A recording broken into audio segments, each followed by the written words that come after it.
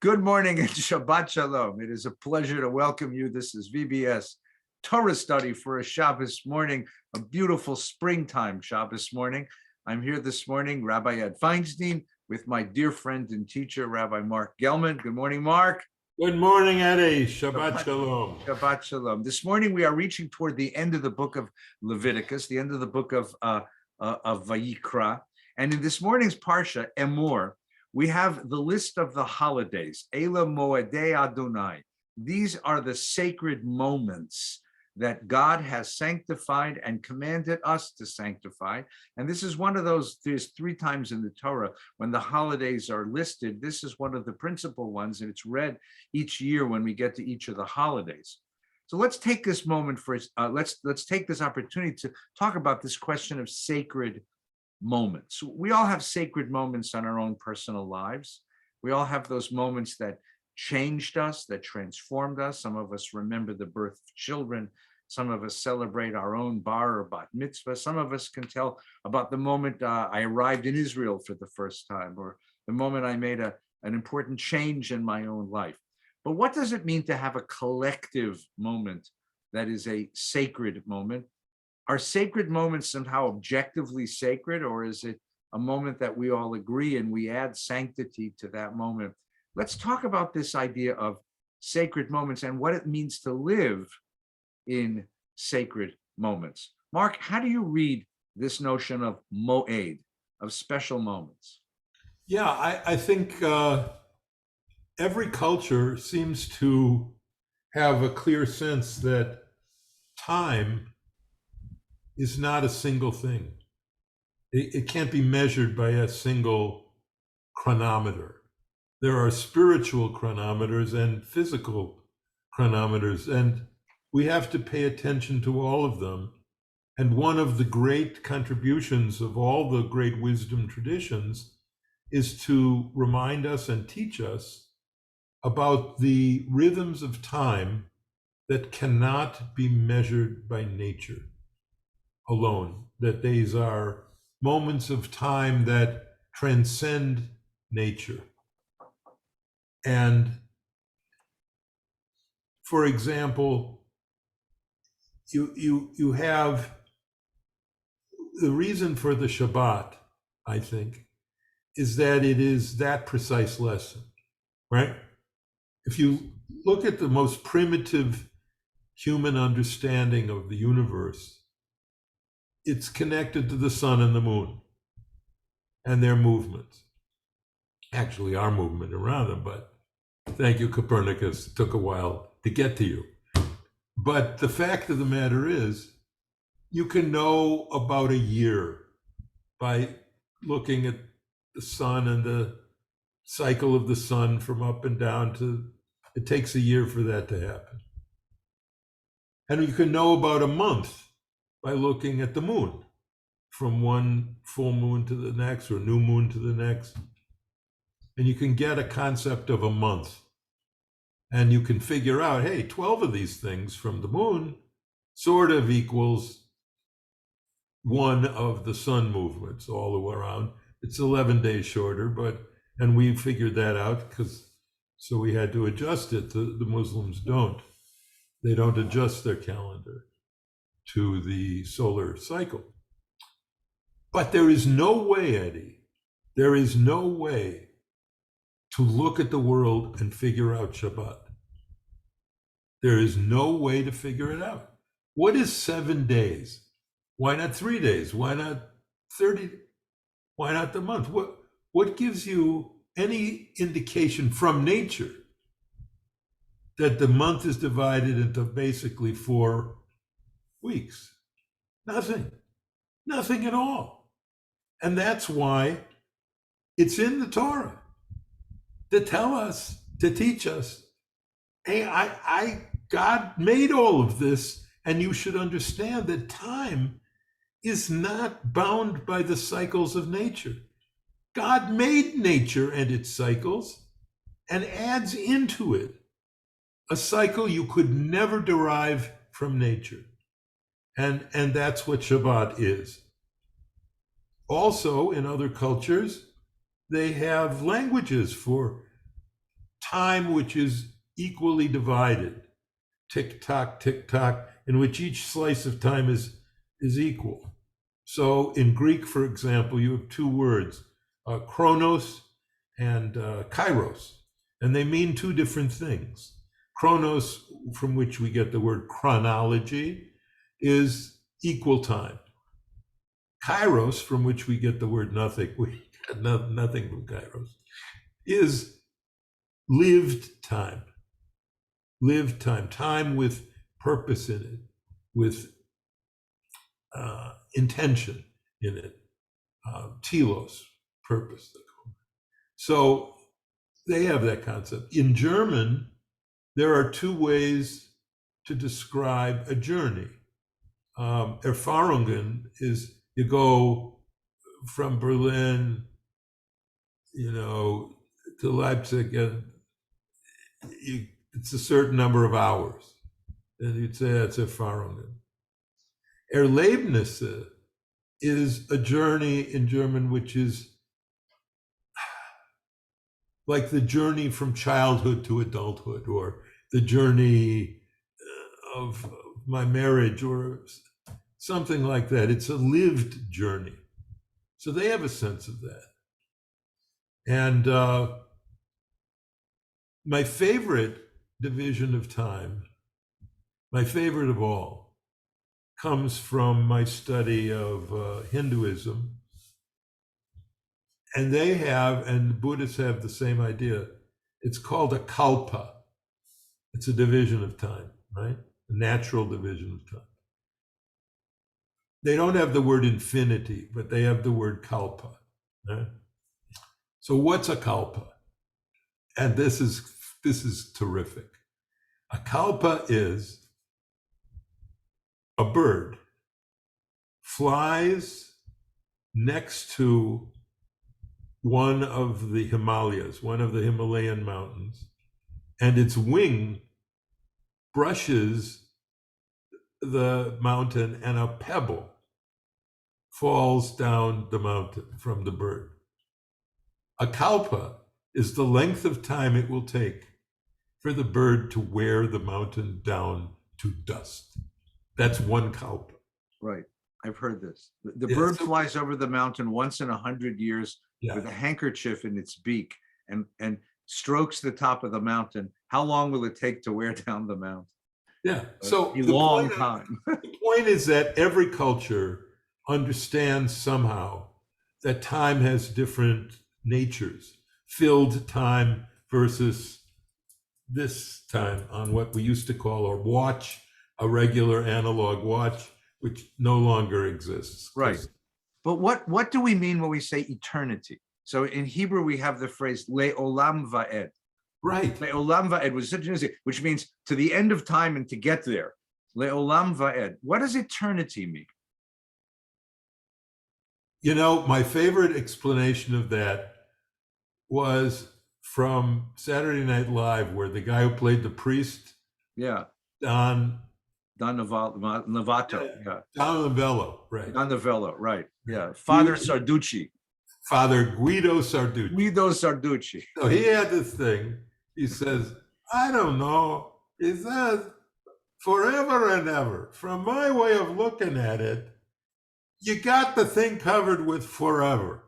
What is and ever? What does that add to forever? I don't understand that. That was hilarious to me. So kids will ask me, little kids, when we do questions and answers, which I do frequently with kids because I just love doing this. Yeah, it's the best thing. The best thing. They'll say to me, if God created everything, who created God? That's the most common question I get from kids. Wonderful question. So my answer to the kid is, everything we know has a beginning. You have a birthday, I have a birthday, right? There was a day they built my car, and the day they built this table, and a day, and everything has a birth. Is there anything in the world that doesn't have a beginning? Is there anything in the world that's an always? And kids will think, usually little kids can't get this, but a little bit older kids will say, yeah, time. Time is an always. Because if you could say there was a moment when there was no time, you could ask what was 5 minutes before that. So you have time is an always. So I said, okay, what if God is in all ways and not a being? So I'm trying to get a kid to imagine this idea of eternity, which is the third piece of what you said. There's physical time, there's sacred time, and then there's timelessness, there's eternity time. And that I think is and we meditate on this. Part of what religion, what our faith and others do is have us ask ourselves, not just what long time, that's what the bird on the mountain is about, but what would it mean to say that there's certain things that are timeless, that are eternal? Yeah, which that's is right. An amazing thing. And I explain that when I get that question, because I'm a philosopher and I want to start him thinking about medieval proofs for the existence of God, about the cosmological proof. So I say, okay, imagine that someone created God, right? Then who created the one who created God? Well, then there's someone. And who created? Okay, so I said, look, we're here right now, right? So if it goes, so in order to get to here where we are, there had to be a beginning which had no beginning. Because if it goes back forever, that means that there's a forever before now, but you can't ever go through a forever because it's forever. So there had to be a time when time began, and then their totally minds are blown, and that's fine, because I had a thing with kids.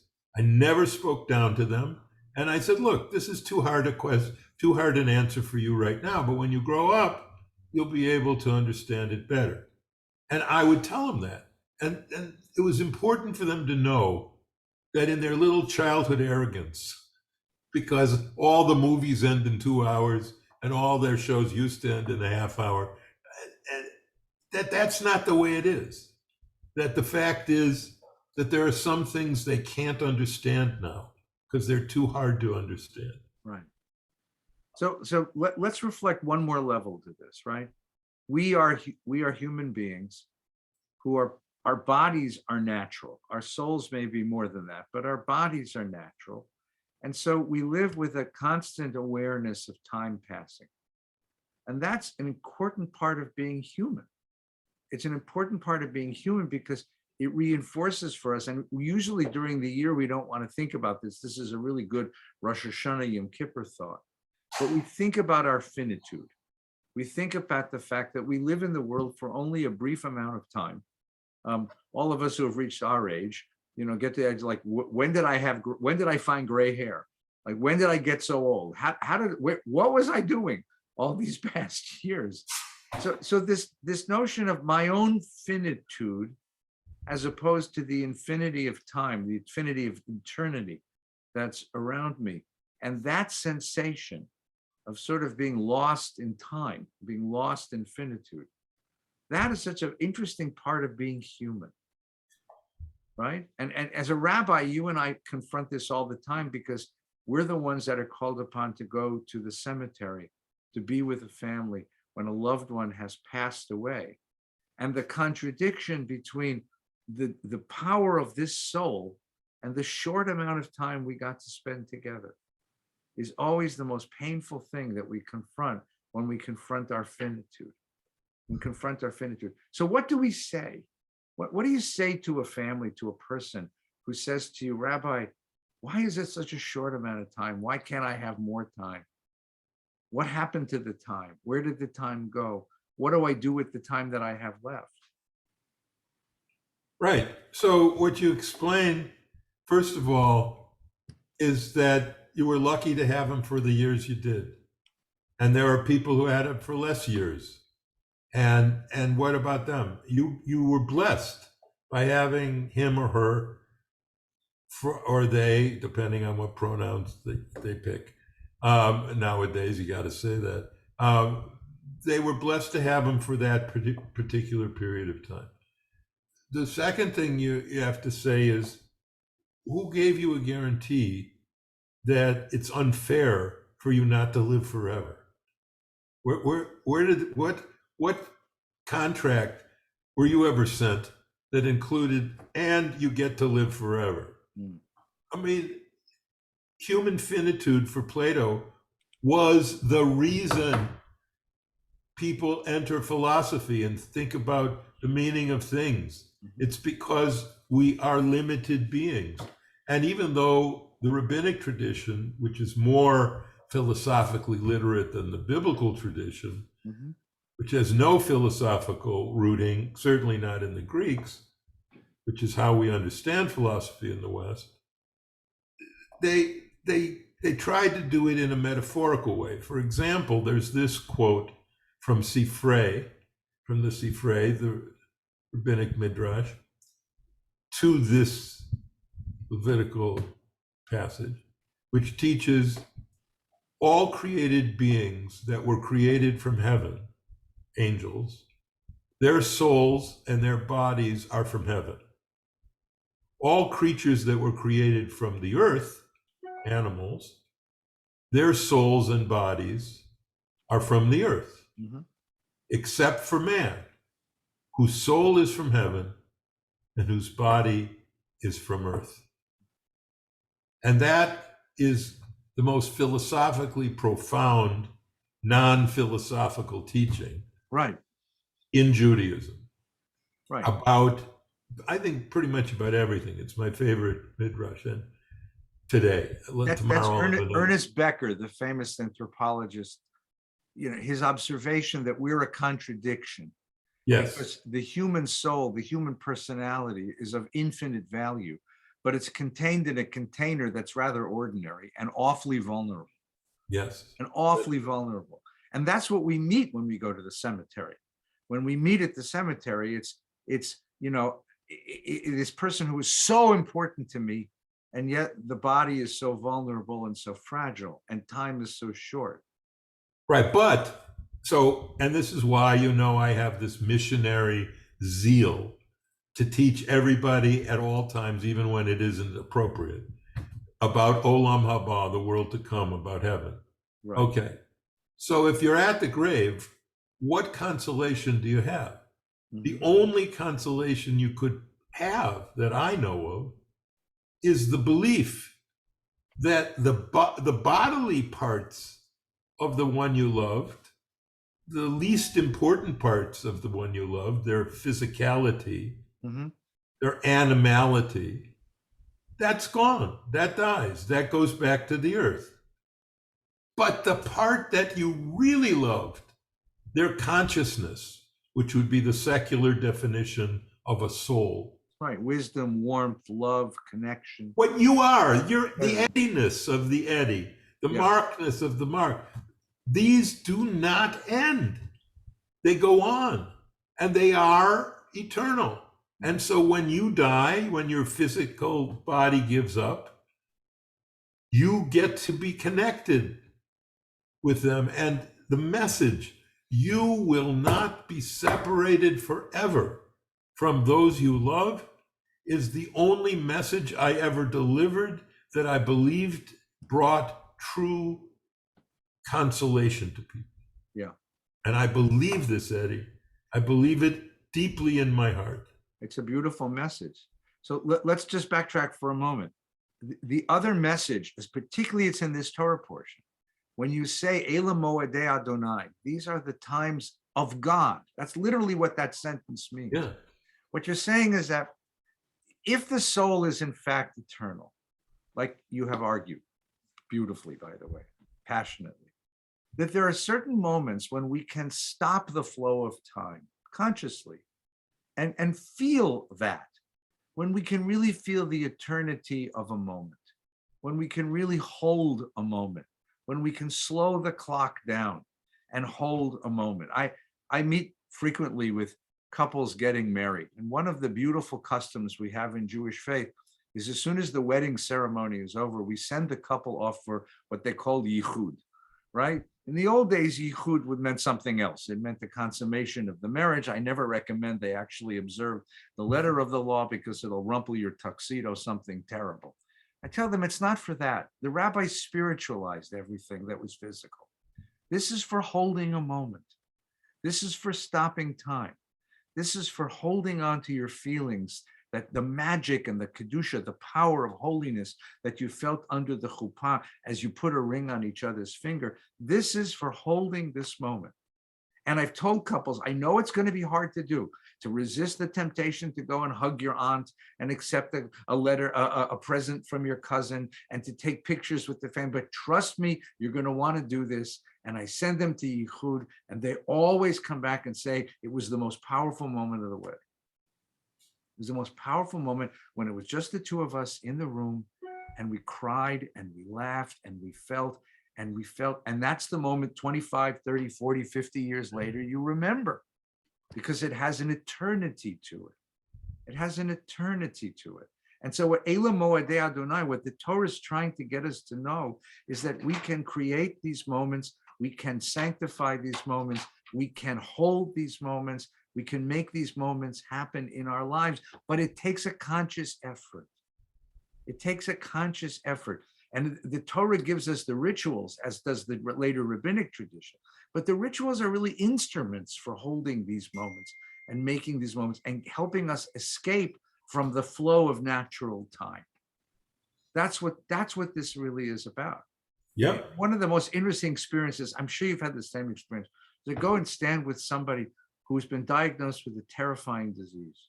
And I want to bring them comfort and I want to bring them strength. And a person says to me, I don't have much longer. What should I do with the time? It's such an interesting question, because all of us have a finite amount of time. I mean, that's the truth. It's just this guy happens to know how much time he's got, as opposed to the rest of us who it's going to sneak up on us. And the question is, well, what did you do with the time you had? How do you sanctify time? I always ask people that. What are the moments that give you the most satisfaction, the most sense of peace, the most sense of presence, the most sense that you belong in the world, the most sense of that you're giving to the ones you love? Do that. Go do that. The myth that if I only had a little bit of time, I'd go skydiving or lion taming, that's foolishness. Go and do what gives you, unless skydiving is your thing, go and do a thing which gives you a sense of your own eternity. That's right. I would add to that, that's very beautiful. And I think that's wise. It's beautiful because it's wise. I would add to that a moed, so we're talking about deepening the notion of moed to our students who are listening here. In the Torah, a moed is a communal sacred moment. They don't have something like when you first met the person you love and married, which would be a personal moed, or your birthday, or something like that. They have two lists in Amor, two lists. One is just the Shabbos, and the second list has all the Yontifs in it. So Pesach, Sukkot, Shavuos, and the rest. What you're doing with Yichud is creating a personal moed. But in order for it to be a moed, just like in order for Pesach to be a moed for the people, there has to be another element, and that is memory. You have to remember your moedim. And if you ask somebody, after laying it out, here's what a moed is. Tell me what your moedim were. What were your moedim? And most people they'll rattle it off because they know, because they've remembered. People who are depressed, anxious, or who are not spiritually generous, let me just say it in that gentle way, they don't remember their moedim. You know how psychotics and serial killers and people who are severely mentally impaired, they cannot remember a human feeling. They can see people, but they can't identify that those are people, like they're a person, and that they have feelings. And if they hurt them, they hurt a feeling that they know they have had. That's the basis of all our compassion, and they don't have that. They don't have that. And I think all of us are in danger of being spiritual psychotics, that we don't remember we don't remember our Moadim. And those are the moments, the only moments that give spiritual transcendence to our lives. That's beautiful. And that plus, people have this idea that they have an infinite amount of time. That's what Man, you're killing me here, Eddie. The power. You know what I'm doing now? Because I know next week is my 75th well, we're going to birthday. get to that in a minute. I know. I'm okay, but I'm in this sort of mopey, not mopey, joyously mopey. So tell us, Marc. So for all of our friends, all right. Next week, Rabbi Gellman turns 75, which for him is a big deal. It's a big deal for me. I want to know from you, dear teacher, dear Marc, what have you learned at 75 that you didn't know at 25, and you didn't know at 35, and you didn't know at 45? What does 75 come to teach you? Well, first there's Mel Brooks' universal teaching: never run for a bus. Don't buy green bananas. No, but yeah, a bunch of stuff. Look, I have learned to remember my Moadim. That's what I would say it in a simple sentence. I've learned to remember it, and I wish I knew when I was younger, and when I could eat anything and never gain weight, and when I walked to school, I ended up walking 4 or 5 miles a day and would walk 18 holes playing golf and would play in the gym and all this. And so I wasn't really conscious of maintaining my physical vigor. And so when I entered the period of learning, where I was reading all the time and studying all the time, I mean all the time, because I was thirsty that way, truly thirsty, I let my body sort of go. And then I hooked up with Tommy Hartman, and we went to all these buffets and parties and stuff. And I'm a victim of buffets. And anyway, I let myself go, and I didn't realize that the whole art of this life is balance between your animality and your spirituality. We talk so much about improving your spirituality. I don't think rabbis talk enough, and we've mentioned this in the past, I particularly blame the yeshivish world, which produces yeshiva bochers, yeshiva students, who are lovely people and incredibly learned. And I love them and admire them. But on one level, I want to smack them around, because most of them are anemic. They're physically decrepit. There's a lot of obesity, then there's a lot of smoking, and there's a lot of stuff. They don't look healthy. And I mean, compared when you're in Israel, you see this profoundly. When you go to the, Mea Shearim, and you look at the people, and then you look at the Israeli kids coming out of the army, they're like Adonises. They're in shape, and they're beautiful, and and they could, and some of the ones who were in shape and beautiful couldn't say a bracha over a Torah. Okay. What I've learned is there's a balance there that God wants us to strike. And rabbis don't talk to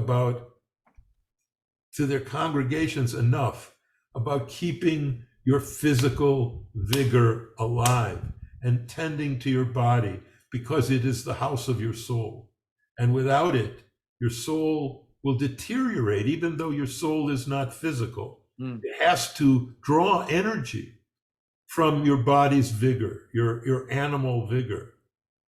And I think when the rabbi said, for example, you should eat a good meal on Shabbat, you should make love on Shabbat when you're married, and you should do these things, they're trying to remind us that physicality is also important. And they would even remark about which of the rabbis was beautiful. They had certain, was it Ishmael who was the most beautiful? I forgot. I think it was him. And so I've learned about that. I've learned about tending to both the spirit and the body. And I think finally, I've tried to learn, and occasionally I succeed, but often I fail, to fulfill the mitzvah of considering every insult that has been ever directed against me as a minor insult. And every insult that I have ever directed at others to be a major insult. I have tried to live by that. And I failed sometimes because of anger and other base human emotions. But I believe that, and this is another thing I learned a lot from Tommy, from Father Tom Hartman, just this level of forgiveness. And it's one of the most extraordinary traits that you possess naturally, Eddie. You are a naturally forgiving person, a naturally kind person. You know, the rabbis speak about tzaddikim and beinonim. A tzaddik is a person, and they say in the teaching that I love is they say, how is a lower person, a middling person, how are they superior to a tzaddik? And they answer, because a tzaddik can't repent. He never does, or she never does anything wrong. But a middle person like us, we can do wrong and then we can repent. So we have more mitzvahs that we can do. And so I think I've learned that too. But I wouldn't say my 75 years are about what I've learned. I don't think like that. My 75 years are about what I have lived. That's beautiful. That's just wonderful. Thank you. Well, I haven't lived 75 years yet. No, you're a baby. Not yet. No, not quite. But I would add one more quality to this. Again, apropos of our conversation about moadim, about the sacred moments of life. Moments matter. Moments matter. There's a bracha we say at the end of Shabbos for Havdalah. Amavdil ben Kodesh lechol ben or lechoshech ben Yisrael amim. I think it's a bracha about the capacity to notice sacred moments, to know, to create sacred moments, to embrace sacred moments, to notice them when they're with us, to hold them with all of our might before they leave us, and when they do leave us, to remember them, to hold them in memory. Because in the end, that's all that a life is a collection of moments. Everything else will depart from us in the course of our lives, but moments, they remain with us. And a collection of sacred moments is a collection of moments that of strength. It's a collection of wisdom. It's a collection of inspiration, that which lifts us up and gives us the power of soul. And sacred moments matter. There's a beautiful phrase at the end of the memorial prayer. I hate to keep going back to death, but we have this beautiful memorial prayer, El Malei Rachamim, God of mercy, protect the soul of the one we love. And at the last phrase is V'yitzror B'tzor HaChaim. You sometimes see this in the initials of that phrase on gravestones in a Jewish cemetery. V'yitzror B'tzor HaChaim. And it's translated as, may this person be bound up in the bonds of life. I wasn't satisfied with that translation, so I once went and looked it up. I looked it up in a very good Hebrew dictionary, and I found the following, which was so interesting. The verb yitzror comes from the world of jewelry making. When a jeweler has beads that he's using to make jewelry, in order that the beads don't roll all over the table and fall on the floor and get lost, what the jeweler will do is take a piece of cord and tie a big knot at the end of the cord, and then stick the beads on this cord, and then tie a knot at the top, and now the beads will stay together. The name of the knot is tzror. That's what the tzror means. And the image is beautiful. You collect memories, you collect moments, you collect sacred occasions, sacred experiences over the course of a lifetime. And you keep them sacred as if you were holding on to treasures, to gems, to jewels. You tie a big knot and you hold on to them.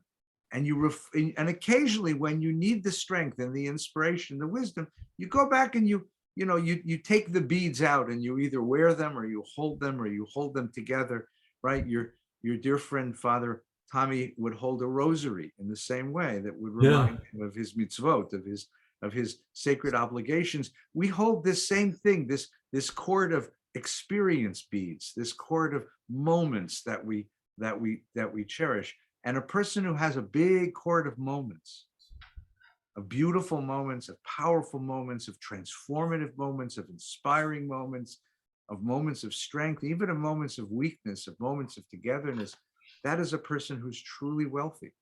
And that's the image at the end of the memorial prayer. You say to God, this person has died, but the moments they lived has not died. God, you hold on to the moments and we'll hold on to the memories.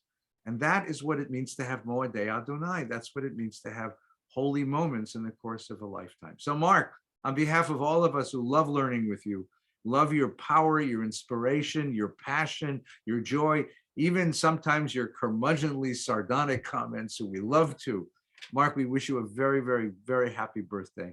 Thank you, Eddie. Thank you so much. Many more years of many years of good, of wisdom, of health, of strength, and inspiration, and of sacred moments with the ones that you love. Amen. Everyone who's following us, have a very, very good Shabbos. Following this, of course, services from Valley Beth Shalom. This morning, our library minyan is leading minyan.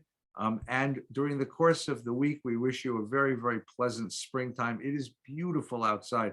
So in response to Rabbi Gellman's wonderful talk about taking care of the house of the body, the house of the soul, go outside and take a walk and enjoy the sunshine. Give thanks to God for the gift of this new day. Have a good Shabbos, everyone. Good Shabbos. Thank you, Eddie.